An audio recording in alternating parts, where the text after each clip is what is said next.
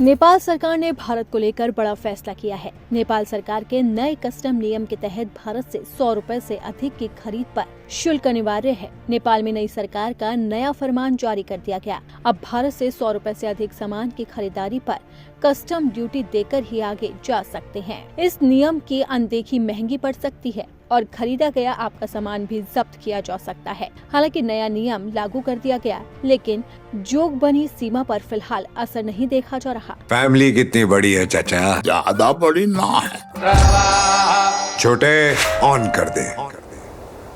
Pack कर दे summer cool. Summer cool cooler हवा ऐसी छोड़े, पूरी फैमिली को ठंडक से जोड़े। समरकूल लाइफ बनाए वंडरफुल। नेपाली ग्राहक निर्बाध रूप से जोगबनी से सामान खरीद कर आ रहे हैं। इस संबंध में नेपाली नागरिक शर्मिला थापा और विशाल थापा ने बताया है कि 2 साल पहले भी ये नियम लागू किया गया था, लेकिन चल नहीं पाया और 1 महीने में ही इसे निष्क्रिय कर दिया गया।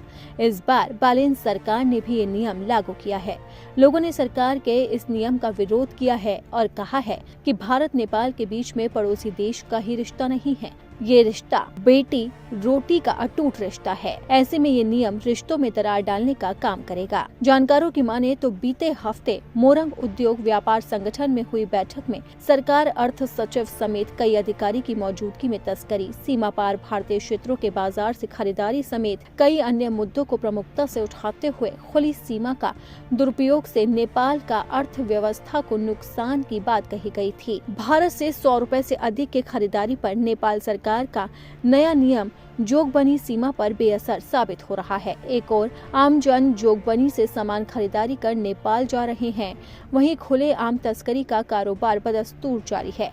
लोगों ने न तो नए नियम का फिलहाल कोई पालन किया है और न ही उन्हें कोई खौफ है। इधर नेपाल सीमा से सटे जोगबनी बाजार मुख्य रूप से नेपाल के ग्राहकों पर निर्भर है। नेपाल सरकार के नए नियम से व्यापारी असमंजस की स्थिति में है। दुकानदारों का कहना है कि अगर ये नियम सख्ती से बालेन सरकार द्वारा लागू करता है तो इसका सीधा असर जोगबनी बाजार पर पड़ेगा। दुकानदारों की माने तो इस नियम से जोगबनी बाजार प्रभावित होगा, साथ ही इसका असर दिल्ली और पटना के बाजारों पर भी होगा, क्योंकि जोगबनी की खपत खासकर किराना और कपड़ा नेपाल में अधिक होती है, चाहे तस्कर ही क्यों ना हो।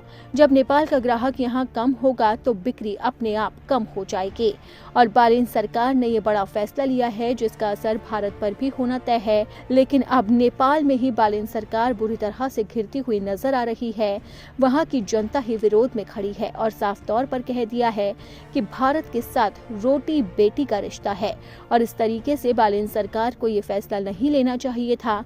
हालांकि ये पहली बार नहीं है जब नेपाल में इस तरीके का फैसला लिया गया हो। इससे पहले भी ये लिया गया था, लेकिन मात्र 1 महीने में वो निष्क्रिय हो गया था। देखना होगा कि बालेन सरकार ने जिस तरीके से पुराने फैसले को फिर से लागू करने का नियम बनाया है उसका कितना असर होता है।